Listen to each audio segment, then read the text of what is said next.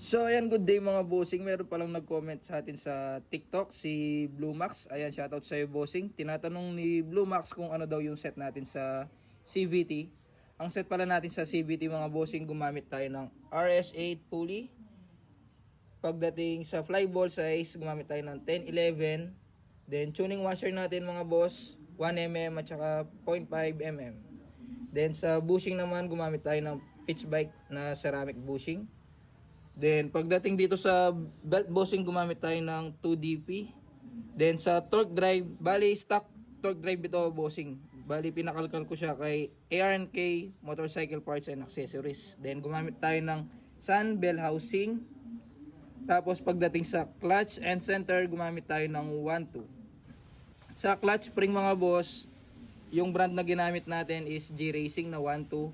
Then sa center spring, gumamit tayo ng JBT na 1-2 din mga boss. Then sa lining is HIRC lining. So ayun lang yung set ng CVT natin. Sana nasagot ko yung katanungan mo bossing. Ride safe always. Peace out.